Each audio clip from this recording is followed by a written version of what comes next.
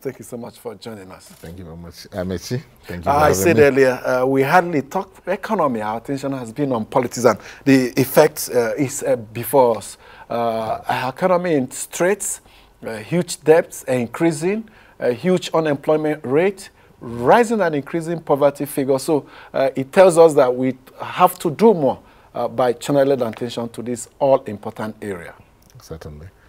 Amish, you are right, because the issue is about how an average Nigerian, is impacted, positively on his in his day-to-day, affairs. And what you see in since the coming of this administration, unfortunately, everything that you look at has retrogressed from where we were. When you look at the GDP itself, it has gone down. Forget about the issue. I know the issue of COVID-19 and things like that. But Nigeria has very strong fundamentals when you talk about the economy. We have the resources, we have the people, we have the market, we have what is in demand. And that is the precious asset of every nation is the human capital. And we have young, population, in Nigeria that should have really taken this country to a very high level of progress in terms of the economic development. But all that is not happening because the government of the day that's supposed to focus on very, very important areas that would have given us the kind of great leap forward, if you want to. And the government of the day says it is not solely responsible, that the build-up has been there over the decades. No. I mean, then why should you ask for the people's vote, to be saddled with responsibility? It's because you said you have the solutions, insecurity, corruption, economic progress. You said you have solutions. That's why people voted for you, not for any other thing. We are aware of those problems. And in fact, that's a simple reason. That's, in fact, the only reason why, the government in power then had to be changed. So you have no reason, to complain that there are problems. Yes, there are problems. Otherwise, we would have left, Jonathan administration to continue if there were no problems. And so the issue is that as a government, you're supposed to think out of the box, because the space is given to you by the Constitution. You have all the powers to do and undo, so to speak. Are we seeing that happen now? No, it's not happening, because even, you see, this country, like I said, has very strong fundamentals. When you talk about economic growth, we have the resources. We are not suffering. We don't suffer these natural disasters that you say, okay, because of this, except for COVID-19, and that was a global phenomenon. And other countries have already resumed, that pace of development, which you expect Nigeria, to also resume. But what are we having? You have statistics that are not here or there, telling us that we have the GDP has grown by 5.something%, on year on year, comparing a quota, before the COVID, or a quota during the COVID and the quota after the COVID. Certainly, when you locked, everything, that is if we are out of the COVID. That's if we're out of COVID. But we are lucky to an extent that we don't suffer the kind of, the outbreaks as we see elsewhere. As we are seeing other climes. So the point is that the president Nigeria needs, believe you me, is a president that is hands-on with the economic situations, that is connected with the global economic setting by way of being, like you said, having the foresight of what you should do before the things happen. But what you have today here is people always looking at Nigeria from the rear mirror, that, the problems are there. No, yeah, problems are there. But we have, look at the oil and gas sector. Look at how long it took us to come to terms with the reality of the PIB, which now is PIA. And look at the nonsense that they made of it, because if you don't take very strong position on the issue of corruption, especially in the oil and gas sector, where it matters, whether you want it or not, whether you believe it or not, or want to accept it or not, today, this economy is powered by the oil and gas sector. because we earn over 90% of our revenue, from it, and it contributes nothing less than 60% of the total revenue that government, gets from the economy. So we can't wish it away, So no oil sources are contributing more now to the GDP. No, they are not, so because some light at the end of the tunnel. Yeah, it's less than 10%. That's what is contributing to the GDP. I think the last figures talked of is it 85%? Non-oil sector contributing greatly. Yeah, agriculture, services, and all these things. Of course, in every economy you find that agriculture and services, contributes quite a lot, because it's about the gross products and services, isn't it? That's what constitutes the GDP. So no wonder, yes, even in this climate it does. But what we are saying is that look at our own situation. The refineries should have been working, so that you can employ more Nigerians. But they are rehabilitating the refineries as we speak. Under what regime and under what settings are you rehabilitating the refineries? Yes, post-PIA, we are going to have NNPC now being a limited liability company. So we expect that there will be some performance in terms of profit-oriented. And the president has directed that it should be done. Yes, but the problem we are still having, that's why I say it's not yet Uhuru with the oil and gas sector, is that the regulatory agencies, the downstream and the upstream and the midstream, the two agencies created, by the PIA, are still going to be run by the same people, the same Nigerians that put us where we are today.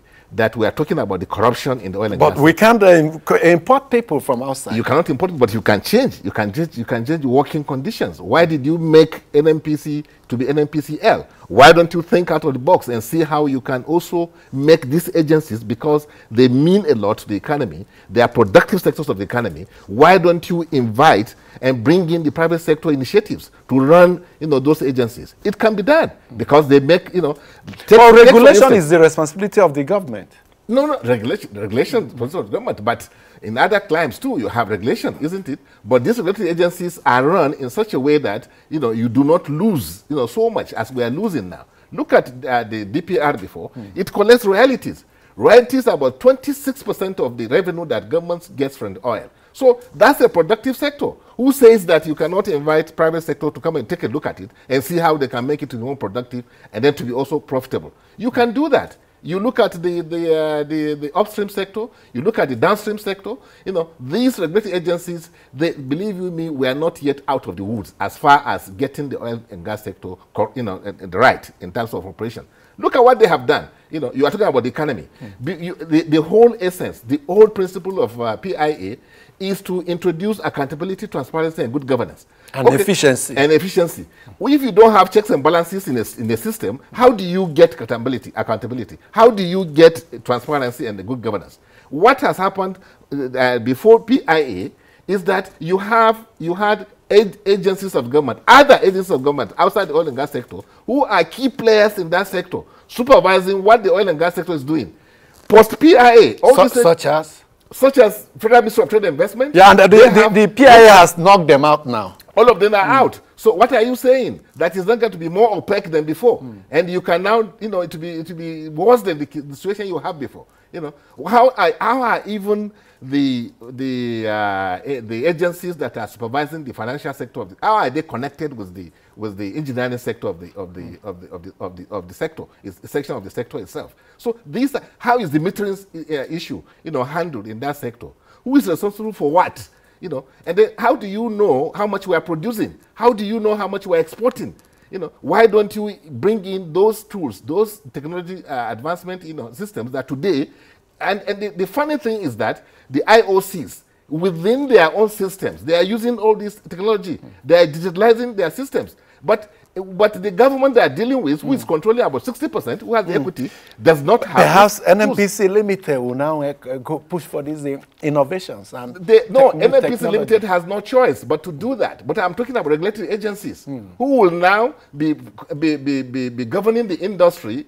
If you don't have people that are upright, that will be forced by other factors, like not because government has employed me, and then I have a godfather there, so I can do whatever I want. The president announced new appointments in the regulatory area, yes, downstream and midstream as well as upstream. You think there are not round pegs in round holes? Yeah, well, you see, in most cases, it's not particularly the person you put there. It's institution. It's the institution, the system. Because the PIA says the old staff of DPR, PPRA, Petroleum Equalization Fund would transit. So what have you done? Where is the change? So the more things change, the more they remain Perhaps the same. the change has to be gradual. The more they remain the same. Gradual. I have to see the sincerity and the resolve of the government to really introduce checks and balances and accountability in that sector. You can't, I mean, you can't hoodwink Nigerians and say that we are opening up the sector, we are making it more transparent, so that, you know, the huge sums of money coming into that sector will be accounted for. Every oil, every drop will now be accounted for. But that is not the case. You know, you have a case today that is more opaque than it used to be. This is fundamental. Nigerians must wake up to this, because this is the biggest swindle that you can think of this country. You know, by such a big, you know, piece of legislation that's supposed to, because it matters to the economy of this country. You are talking about the economy. That's why I'm addressing that issue. That when you look at the GDP, you look at, you know, the condition of the government, you look at the revenue, look at the kind of situation we are in terms of revenue. Almost 67% or 70% of what we make, it goes to service debt. You know, and this debt is still 98% based on the latest figures from the debt management. Thank you very much. I missed the figure. 98%, you know, of the figure. So if you are making your revenue and everything is going to service debt, no, you're not even talking about paying back yet. Just servicing the debt. And we still have to go and borrow more. Now, because the Minister of Information was saying that, was denying that the government is borrowing to pay salaries. And we're told by a government institution, debt management office, that federal revenue, 98% of them go into debt services. So does it mean that we're using 2% of our revenue? It doesn't sound logical to really pay salaries and take care of overheads. Exactly. I mean, we consume. You know, that means, you know, and then when you consume and you are borrowing just to consume, how do you ever think of paying back? The capital expenditure that was in the budget today, you know, it's nothing, you know, compared to the current expenditure and the debt servicing. Those ones, in fact, I saw that what we are spending on the current expenditure is almost equal to what we are using to that was budgeted for servicing debt, you know, every year, about some 6 trillion. Nearly 6 trillion, 5 point something, you know, trillion, you know, naira. High cost of governance. Increasing government. Exactly. And nobody is thinking about maybe reducing salaries or reducing all this nonsense that you don't need, like all the cars that they buy, all the houses they Unfortunately, we are creating new agencies. Yeah, well, unfortunately, we are creating new agencies. You know, I don't know what has happened to Orosanya's report, which says that we must collapse this agency so that you can have what you call the economies of scale. You just economies of scale when you bring everybody under one roof, isn't it? But I don't think this government is thinking about that. They're thinking about being populist, you know, because elections are coming, so we must make everybody happy. That is not the situation, you know. And unfortunately, you also talk about the CBN. You know, my problem with CBN is that they've left their traditional, you know, responsibilities to the economy to now become a politician. You know, why should the CBN governor be dabbling into physical issues like giving loans to people, you know, the farmers and what have you? What CBN all over the world does is to give advice. They have what you call this National Economic Council, where CBN advice is always looked at by the ministers and all these things. And then it is the politicians that should implement those things, so that you don't get the CBN who should monitor the politicians or the bureaucracy. Or the bureaucracy. But CBN has had a long history of interventions in the economy. It's wrong. It's wrong. It is completely wrong. That's why our naira is not. Their duty is to ensure that our naira is properly, you know, valued. You know, and the only thing you can do that is when you have good policies of how to maintain the prices and things like that. You know, in the economy. But if I charge you the Constitution says, yes, it says that you must oversee and ensure that the price, you know, and the economy is right, that our naira is properly, you know, managed and things like the foreign exchange aspect. But I'm saying that they have left that responsibility, and now government is teleguiding, you know, CBN. That is not what's supposed to be. Supposed to be an autonomous. Supposed to be autonomous bank. So that they will be there for us, for the nation, not for the government of the day. This government, 2 years, is gone. And this government has influenced the CBN, to do things that are just populist, that are not in the interest of you on the long run. Now, that's the problem. I recall when Chukwuma Soludo was the central bank governor, and he tried to introduce rate domination of the naira. The then president, late Omar Yar'Adua, stopped it. And these are ordinarily monetary policy issues, which these are ordinarily the exclusive preserve of the CBN. We saw in this administration the president make monetary policy statements. Exactly. And forcing it, like you say, forcing it on the CBN. On the CBN governor. So where does that leave us with managing the economy? That's where we are today. That's where we are today. That's why nothing sticks. Nothing sticks because the fiscal policy is not, there's no dividing line between fiscal policy and then monetary policy. And when you do that, then of course, what do you have? You have an economy that has no direction, which is what you are having today. That's why we are borrowing, over borrowing. I'm not saying we shouldn't borrow. When you have your things organized, yes, you can borrow. In fact, this economy can absorb much, much more than we are borrowing if we have organized, the system the way it should be organized. If we are generating, because we have the capacity. If we are generating the revenue, productivity. The government, yes. The Minister of Finance says it's not a debt crisis, it's a revenue crisis. We have been unable to expand our revenue. All the revenue generating agencies are hugely underreporting. Because our revenue is being stolen. At a rate that you never believe it. Believe you me. I told you about the oil and gas sector. That's why we get the revenue. You're not the only one saying it. Senate President recently and so many others have said revenue generating agencies are not remitting. The trillions are unaccounted. Yes, exactly. And they don't care because nobody is there, looking after what is happening. For instance, all they talk about is TSA. That's a single treasury single account. Treasury single TSA single account. But it appears it has not solved the problem. It won't solve the problem. It won't solve the problem because who is now monitoring the collection? You are telling me that what they report is what you want to control to make sure that it is transferred to CBN. Yes, we will transfer. But if they collect maybe 1 billion naira and they report only 100 million naira. And at some point there was a directive from the presidency to the office of the accountant general to be doing, is it daily or weekly, statements on accruals into the treasury single account. I don't know to the extent that has been implemented. Digitalization of the economy must happen because, like we all know, the fourth industrial revolution is going to be driven, of course, it's been driven by information technology and things like that. Absolutely. So because you can run a big economy like Nigeria on manual basis, that's a criminal. In today's advancement, technological advancement, that people who are running businesses even in their garage, are using internet and all these things to run, even small businesses. Then you run a Nigerian's economy on manual basis. That is criminal. So that's why the Accountant General Federation that you are saying, the government says you should be doing it weekly something. How does he do it? How does he do it? When even it's not rocket science. It's not rocket science. When even the oil and gas sector, where he gets almost all, I say almost all, he's not online to what is happening. He's not connected with NNPC facilities or the oil and gas sector facilities. He's just sitting there in his office. Whatever they report to him is what he reports to the president or to the government.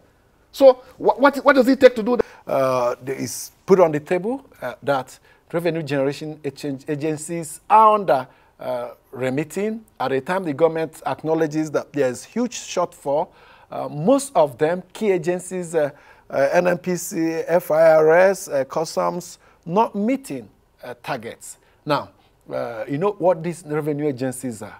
They are the plum agencies, the cash cows, or some people will call the lucrative ones. And these are where the eyes of politicians are.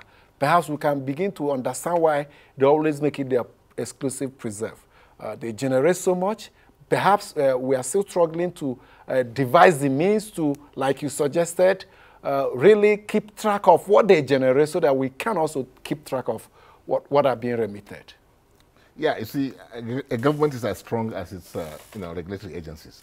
If the agencies are weak, that government can never be strong. And that's what is happening to us in this country. And that's why I say that there's nothing wrong in government sitting down, coming up with a kind of policy, of inviting the private sector, attract the private sector into those regulatory agencies. You made it a key point during your presidential campaign. Yes, because that is the big drain pipe that we have into the economy of this country. And that is why, and other climes, you have checks and balances, that you can appoint somebody, the system is already steady, so he cannot manipulate the system and get away. Some say opening the doors too wide for the private sector that is profit-driven, not much concern of public welfare, may be like shooting oneself on the foot. No, not at all. It's not true. I mean, a private sector, if you give somebody targets, you give in, you sit down, isn't it? You work out, what are we making now? If you make this percentage more, you get a percentage. So he will, I mean, the situation is that why are we concessioning, airports and some other big facilities like that? Why are they giving them to concession? Is it because we can't manage them? Because the public institutions can't manage them? No. The corruption, the depth of corruption in government in this country is such that you cannot manage them. That is why even the monies that you are taking from now, do we circumvent the problem, or do we embrace the problem and solve it headlong? If there's corruption in the public sector that has permeated public institutions, should we not try to deal with this corruption? Because there are other countries where you have public institutions carrying out public utilities and efficiently doing it in the most transparent way. I understand, but the point I'm making is that even those countries, there are certain aspects of those regulatory agencies' functions that are privatized. Because even in small companies that we are talking about, you outsource services, isn't it? So what I'm saying is now, becoming a global trend. Outsourcing. Yes, outsourcing. So there's nothing wrong. You can still keep the regulatory agency, under government, but outsource those competencies that you don't have. Because of what? You are corrupt. You must accept that you are corrupt. Because anybody you appoint to any of these agencies today, give him 3 months. He's a billionaire. Because nobody, who is there accounting to? Nobody. He's accounting to who? To another corrupt official, somewhere in government. I mean, the accounting authority, the auditing authority is the Office of the Auditor General of the Federation that has, over time, including the Public Accounts Committee in the National Assembly, raised a number of infractions, and because the law does not permit them or empower them to carry out punitive measures annually, when these reports are published annually, we are seeing them recently, or whenever they are published, they are just like tissue papers that people forget, and we continue with our lives. There are clear cases of financial violations, infractions, and nobody is held to account, and we continue with our life. Ordinarily, the anti-corruption agency should seize those documents and begin to implement by dragging those responsible to I pity the anti-corruption agencies like EFCC. It's such an endemic, it has become a system in Nigeria, corruption, that even EFCC, care is not taken. Well, we have seen it. They are also corrupt. It becomes part of it. Yeah, they are also corrupt. They are also how can we? If the society is corrupt, it will be difficult for an institution to transcend society. It will be difficult if it's not affected by that corruption. No, there are those that are guided by certain principles and certain systems of doing business. I'm talking about the private sector now. It will not be as bad as what you have today. There's also private sector corruption. There is, but the issue now is that if you reduce, the extent of this influence by people that are not accountable to anybody, that end of the day he doesn't give a damn because he has a godfather there, or perhaps the file will move until who knows when he has already left the service before it comes to punishment or something like that. But if we really want to tackle this problem of corruption, those regulatory agencies must be, to an extent, privatized. It's possible. You can do it, and you reduce. Okay, why are we privatizing NNPC? If you are telling me that it's not possible, it's because NNPC was becoming the colony of corruption. You have nothing there but corruption. Some refer to it as the ATM of the party in power. Exactly. So that's why we have found it. We wanted to find a way to privatize NNPCL, NNPC was a regulator and also a trader. A player. You know, isn't it? So that's what you find. That's why I'm saying these regulatory agencies, and I don't know why in the oil and gas sector, why they left, you know, these regulatory agencies who are collecting, you know, money that if generating you want, revenue. Yeah. For instance, ask yourself, how do they even account for this money? How do they even collect these monies that you are talking about? If you go to NIETI, NIETI will show you, you know, the kind of infractions that you just, you know, you may faint. Yes, because and nothing is happening. You know, the same DPR doesn't have meters to monitor, to meter the amount of crude oil that has come out of the ground that you are asking IOC to pay, you know, the royalties on. What we heard is that the meters are installed at the jetty, export point, and not at the exploration production point. That it needs to be at the production point. Certainly, other countries are not taking the net back system that you have, you know, where it is when the crude oil arrives at the terminal that you now introduce a formula of 4.008. Because a lot could happen between certainly the production area and the that's why crude oil theft cannot be controlled, you know, because ownership of the crude is declared, you know, at that point in time. So that is what government should have. That's why I said there are fundamental issues that are not addressed deliberately. Government, what does it take government to say, this is where I'm going to measure my production? My production is going to be measured here. You know, you can choose, if you say that the wellheads are too many, what about the gathering field, where, you know, so many wellheads will commingle, and then before you separate them to gas, water, and what have you. You can measure there, but there's no measurement even at that point.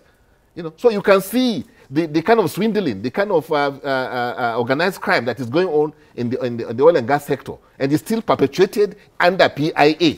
That's why I'm saying that's the biggest swindle of the century. It beats my imagination, where the government says and is aware that revenues generated are not being remitted, and seems helpless. Helpless in the sense that it's just mere lamentations. Because you have the wrong set of people in government.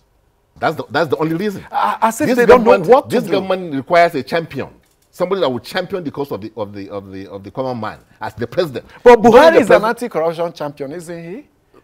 Where is the capacity? If he was, maybe he was. Maybe he was, because if he still is, you know, we should have seen it, you know, on the ground. Something we would have seen the result of the anti-corruption, you know. Or maybe it's what more than one man can do. It's not more than what one man can do. Take China, Singapore, Malaysia, all these things. It was one man that transformed them now. They were worse than what we have today. You know, all you needed was somebody who knows what he's doing and has empathy and has the energy and the knowledge. Don't give power to somebody who doesn't have knowledge. You know, when you trust somebody without knowledge, with power, that is disaster. He has to know what to do with it. So that is the situation we have. Now, one governor said he praised Nigeria will get a president like Buhari in 2023, and the other said abomination, never. So well, you have to look at the person who is saying he's praying for Nigeria to get another president like Buhari, you know, because of course if it's where he's enjoying, I mean, he's benefiting from the loot, why not? Why should he want the loot to stop? You know, but the question why I'm saying is that Nigerians, we have a chance when the time is coming, you know, we have a chance to ask critical questions. To ask critical questions and then do the right thing, take the right decision. On the day of election, take the right decision. If you don't, you may lose this country.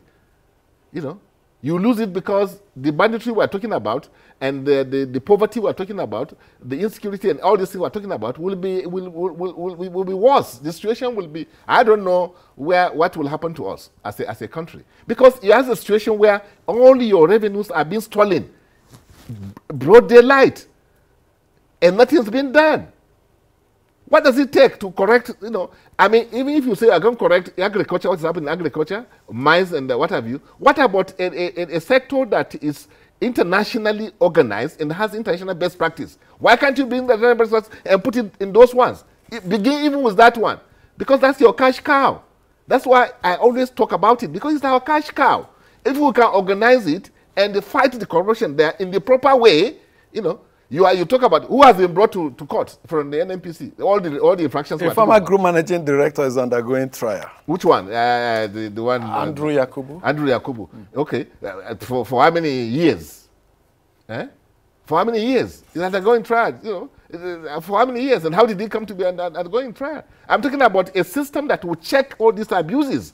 You know, ensure that you have an organized governance system, a transparency, accountability system.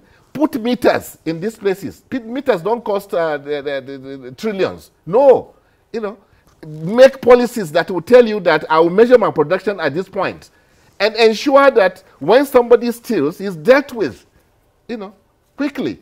So these are the things that we need to do before our economy can, because we are borrowing so much and we are losing so much. You know, that's why this borrowing we are bringing into just a basket. We have to first stop the loopholes. The looting, yes. The looting is real. It's not imaginary. You just have to look at those people working in those industries I'm talking about. Look at them, their lifestyle, the hidden ones, the open ones. Then you tell yourself, and then look at what IOCs are doing. They are laughing at us because it's simple, because based on the remuneration package of most public servants, and based on what we know of the charges by foreign investors, many of them cannot afford, based on their legitimate income. So, what's wrong with to send their children outside? That's what I'm saying. Studies. So that's what I'm saying. It's an open thing. It's happening. We see it. We just turn the blind eye and say that, okay, let's go. You know, who do you blame? The government. So a Herculean tax for the next government. A Herculean tax for the next government, but it's doable. Believe me, it's doable. All you need is just one person. You know, it has happened. It's not that it's an imaginary thing. It has happened. Other countries that are big today, that are considered developing countries, and things are working. You can mention developed names? Countries. I say Malaysia. You know, you have perhaps Singapore. Singapore. You know, even China. That is today. How do we find that Lee Kuan Yew in Nigeria in 2023? We'll find it. ADP is there, Action Democratic Party. We will give you one. Because we have what it takes. Yeah, I like that. Yeah, that's true. We have what it takes. You know, the issue is to have people with knowledge. Don't give power to somebody who doesn't have knowledge. You know, it's dangerous because you will misuse it. And we must evolve a system where knowledge-based. Yeah, knowledge-based system. Yeah. We interrogate past actions, past statements of people coming, even asking past for your inaction. votes. Yes, exactly. Those coming up to take up leadership. We will have to scrutinize exactly. their life as it were, as is being done elsewhere. Subject them to debates. Let them tell you what they want to do. Let them show it. Let them tell you that I have done this, I have done this, I have done this, and I can do this. You know, I have what it takes. I have the knowledge. I have the experience. You know, I'm exposed. You know, they should tell you. And then when they tell you, it's like you hiring somebody to manage your small company. You know, you won't just give it to anybody because they say this. Somebody comes and tells you, I know him. You know him what? Knowing him is not my business. My business is how does he have the skills? You know, and these skills are available. They are bound in Nigeria, like we know. They are bound in ADP. In ADP in particular. That's for sure. Yes, we have them. That's what's in Nigeria. Okay. Now, you know, issue of sentiments. Yes. Becloud sense of reason of voters. And it's not restricted to Nigeria. Yeah. And there are possibilities that sentiments may also becloud our reasoning this time around. Can we stop that? Yes, we can. Yes, we can. Like the saying goes, you know, necessity is the mother of invention. You know, one situation now that is staring us in the face, like you said, people, I don't know how much of that sentiment will make somebody who is out of job, you know, for so many years, or who has his children out of school, you know, or children that have graduated and cannot find job. He paid school fees, he paid everything, and they're here. Or people that have their relations being killed, you know, for doing nothing. They don't even know what they did, you know. So I can't imagine that person to again renew, you know, the contract you have with somebody who's running your affairs. Then you must be mad, because you can't do the same thing the same way and expect different results. So you must change. Change, positive change, real change must come. And Nigeria must be, you know, that's why I said, well, PDP, APC, you can see, they cannot even organize themselves because of the deep corruption, you know, induced system that they have. you know, in their parties. That's why they cannot get anything right. You know, and I'm sure what will happen is that we wait and see, you know, because God definitely is with Nigerians. God cannot just abandon Nigerians. God is a Nigerian. 200 Not million. with us. He is a Nigerian. Now, Nigerian, let me read out this question but sent in by a viewer. I will return to this issue. Okay. I want your or a statement or comment, your reaction to that. Yeah. We need first to set up a system that checks the excesses of public servants while they are in office and not wait till after office to start chasing after them, because it's chasing shadows. Because the said persons would have accumulated wealth to undergo and manipulate the judicial system. Yes, that's what is happening here. You know, you can take it from the ministers down to the MD you talk about now and all these things. It isn't that people did not know that those things were happening, you know. But for one reason or the other, they kept quiet because the system allows, you know, that to, you know, to go on. So it's true, it's possible. And that's why I am saying that as much as possible, if we can try to bring in the private sector initiatives, you know, mode of operations, where you have a partnership with them, you know. They are Nigerians in any case. They are not, I'm not talking about you bringing people from wherever, foreigners, to come and do it for us, Chinese or whatever. No, no, no. I'm talking about Nigerians. Look at those Nigerians I'm talking about. When they are outside this country, they are number one. They are given big responsibilities, you know, in other climes. So why space agencies? Yeah, you know. In the biggest hospitals around around the world, you know, schools and what have you, governments, you know, even Biden has a lot of Nigerians in his government. So what I'm saying is that let's begin to trust our own. You know, if they make money, like I said, okay, maybe NNPC is making, you know, DPR is making some trillions of naira, you know, in a year, and you get Nigerians, this of Nigerians that will make it to go to 5 trillion, you know, instead of 1 trillion. And you say, okay, anything you make after 1 trillion, you get a percentage, and you progress it. You know, I mean, they are Nigerians. Let them make this money. They will spend it here. The magic one may come from one man, but it's dependent on what that one man does. That's the president in 2023. Yes. Getting the right people into government. Yes. Putting round peg in round holes. Yes. Well, if you get the person who has the knowledge, that's don't give power to somebody who doesn't have knowledge. If you know, it takes knowledge to know that you need to recruit right. Yes, right. And then it doesn't matter whether this man is Efik or he's you know, Hausa or Yoruba or Nupi or whatever it is. That is not your problem. Your problem is what kind of skills do you have? What is your capacity? What's your track record? Have you done this before? You know, and then you put them there. I understand that the Constitution says you must have ministers from, you know, all every over part the of the state. Yes, but the Constitution doesn't say I cannot employ more as a president. You know, I can take you as a minister from state ABC. But if I know that you don't have what it takes, I employ somebody, you know, to work with you as a president. I can do that. The president is at liberty to get special advice on anything. Yeah, but you have a situation where the president comes and he did not even appoint anybody to the agencies. You know, he left them for so many years. Not talk about the ministers that he took so long to appoint. You know, so these are the things that we're suffering from today, because that initial, that beginning, you know, has a lot to do. Once you lose it from the beginning, it's very difficult to get it back again. The hang of it. The next man must hit the ground running. And it's only in this economy or this country that you can find somebody elected and you wait 6 months before starting crucial appointments. What kind of thing is that? You know, when you are elected, you have how many months? 3 or 6 months. You know, before those months are for you to put together your cabinet.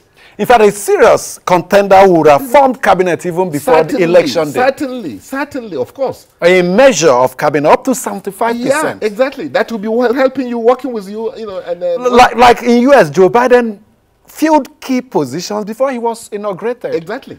You know, that's what it is. You know, National Assembly, you know, especially this National Assembly, this administration was even lucky to have the majority in the National Assembly. So there was no question of saying that they may not approve your ministers. So what were you waiting for? Message from who? I don't know. You know. So these are the things that we must, you know, take you know, into cognizance and then learn from what has happened to us, you know, as a nation. You know, it's not about the individual. I just hope that the sentiments, the region sentiments of religion, you know, the primordial sentiments are not predominant this time around. I believe, you see, what is predominant, I think, is the issue of the economy that is biting hard. Everybody is suffering from. And it tells you that you must do things differently. Don't continue with these people. Because if you do, believe you me, I don't know what you ran for the presidency in 2019. Are you still contemplating? I'm a politician and I run a political party. So I'm for all. You know, if I can identify somebody who can do it, you know, our party, we're going to field a candidate, definitely. You know, and we have our system of choosing, you know, our candidates. So nobody is excluded. You know, including you? Including me. If you have the capacity and you have the knowledge and you can do it, we will consider you, you know, to run. So because it's not about the person, you know, it's about what can you do, really. Okay.